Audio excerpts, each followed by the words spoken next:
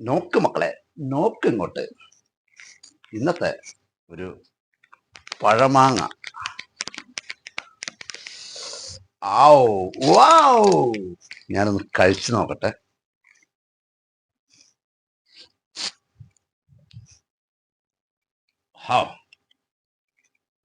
അസാധ്യമായ ടേസ്റ്റ്.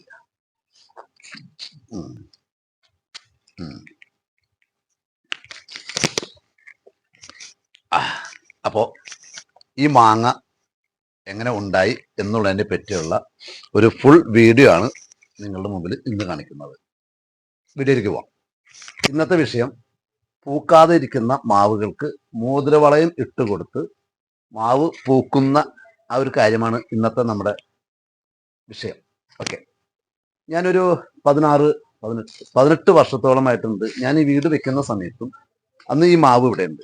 ഈ മാവിന് അന്ന് നിറയെ മറ്റുള്ള പാഴ്മരങ്ങളുടെ കൂട്ടിൽ നിന്നതുകൊണ്ട് ഈ മാവ് അന്ന് എത്ര ഹൈറ്റ് ഉണ്ടെന്ന് ഓർക്കുന്നില്ല, എന്നാലും മാവുണ്ട് എന്നുള്ളത് എനിക്ക് നല്ല ഓർമ്മയാണ്. ഓക്കെ, അപ്പൊ ഇതിങ്ങനെ എത്ര വർഷമായിട്ടും മാവ് പൂത്തിട്ടുണ്ടായിരുന്നില്ല. അപ്പൊ അങ്ങനെ വെച്ചാൽ യൂട്യൂബിലൊക്കെ നമ്മൾ കാണുന്നുണ്ടല്ലോ, മോതിരവളയം ഇട്ട് കൊടുത്തു കഴിഞ്ഞാൽ മാവ് പൂക്കും എന്നുള്ളത്. അപ്പൊ അങ്ങനെ എൻ്റെ ഭാര്യ എന്ത് ചെയ്തതെന്ന് വെച്ചാൽ കഴിഞ്ഞതിന് മുന്നത്തെ വർഷം ഇവിടെ ഒരു മോതിരവളയം ഇട്ട് കൊടുത്തു.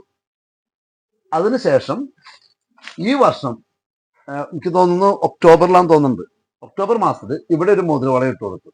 അതായത് ഇപ്പൊ കാണുന്നില്ലേ, ഇത്രയും രീതിയിൽ ഫുള്ള് അതിന്റെ തൊലി ചെത്തി കളഞ്ഞ് ഇട്ട് കൊടുത്തു ചെയ്തു. അങ്ങനെ കുറച്ച് അതിനുശേഷം ഇപ്പൊ ഈ മാവുകൾ പൂത്തു തുടങ്ങിയില്ലേ, പൂത്തു തുടങ്ങി നവംബർ ഡിസംബർ ആ ഫസ്റ്റ് വീക്കാണ് മാവ് നിറയെ പൂവുണ്ടായി. അപ്പൊ മാങ്ങ ഉണ്ടാവില്ല എന്നുള്ളത് നമുക്ക് അറിയാൻ പാടില്ലായിരുന്നു. അങ്ങനെ ഈ വർഷം ഈ മാവ് പൂത്തു നിറയെ മാങ്ങ ഉണ്ടായിട്ടുണ്ട്. അങ്ങനെ ഈ മാങ്ങ എങ്ങനെയാന്ന് വെച്ചാൽ ഞാൻ മുകളിൽ ചെല്ലുമ്പോൾ കാണിക്കാം. നമുക്ക് ടെറസിൽ നിന്നാൽ നമ്മുടെ മാങ്ങ തൊട്ടടുത്ത് കാണാൻ പറ്റും. നിറയെ ഉണ്ടായിട്ടുണ്ട്.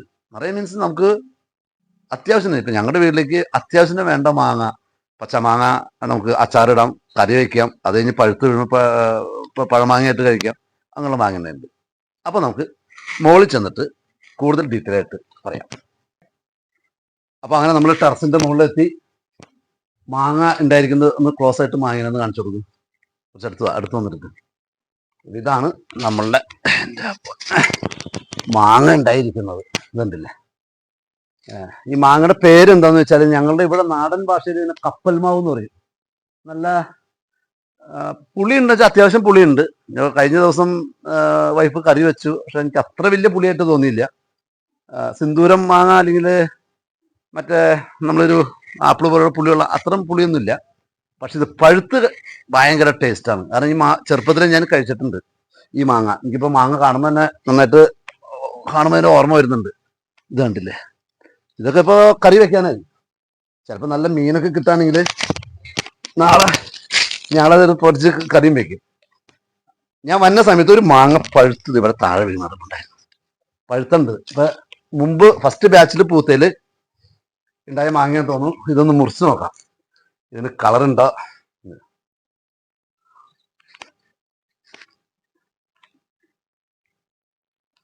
ഇത് വലിയ കളറില്ല, ഇത് വാടി വീണതാണ് കണ്ടോ.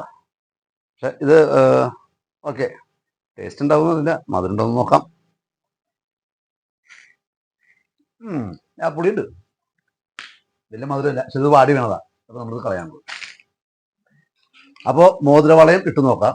വർഷങ്ങളായിട്ട് നമ്മുടെ പറമ്പിൽ പൂക്കാതെ കായ്ക്കാതെ നിൽക്കുന്ന മാവുകൾക്ക് ഇതുമാതിരി മോതിരവളയം ഇട്ട് കൊടുത്തു കഴിഞ്ഞാൽ 100% ഗ്യാരണ്ടി ആ മാവ് പൂക്കും.